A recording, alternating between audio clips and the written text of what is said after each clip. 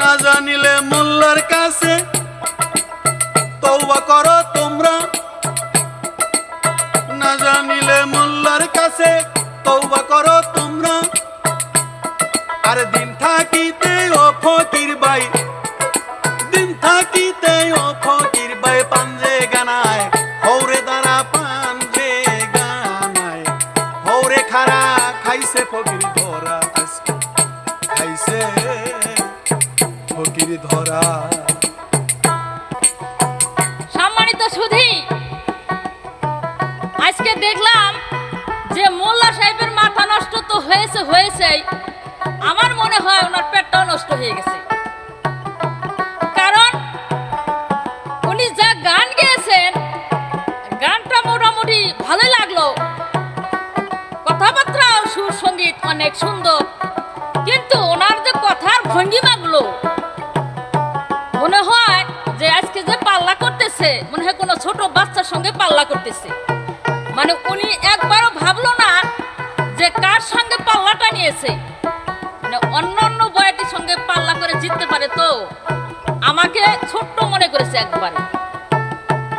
তোমার খবর আছে, তুমি যে আমাকে প্রশ্ন করেছো, তোমার প্রশ্নের উত্তর আগে না।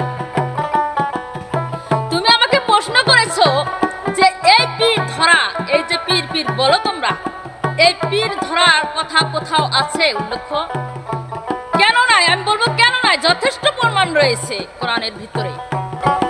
মোল্লা সাহেব আমাকে জিজ্ঞাসা করে গেছেন, উনি বলেছেন এই যে তোমরা যে পীর ধরো, এই পীরের কথা কোরআন বা হাদিসে কোথাও দেখাইতে পারবা? ওনার কথা শুনে আমার মনে হয় আজকে পাল্লা নিয়েছি যে কার সঙ্গে। এই কথাগুলো মানাইতো যদি একটা অজ্ঞানী বয়াতি হইতো, তাহলে এই কথাগুলো মানাইতো। মানে উনি আমাকে চেনেই নাই, আমাকে তুচ্ছ মনে করেছে, যা ইচ্ছা তাই বলেছে। তো শোনো, তোমার প্রশ্নের জবাব তুমি নাও। সূরা আল ফাত্তাহ 10 নম্বর আয়াতে উসিলের কথা বলা আছে, এবং সূরা আল মায়দা 34 নম্বর আয়াতেও এই উসিলের কথা বলা আছে। কোরআনের মধ্যে যথেষ্ট রয়েছে, হাদিসের মধ্যেও মারিফতের কথা যথেষ্ট রয়েছে। তো পীর, এই পীর পীর না, এখানে উসিলের কথা বলা আছে। তোমরা যে এই নামাজ করো, নামাজের কথাও কোরআনে বা হাদিসে কোথাও নাই।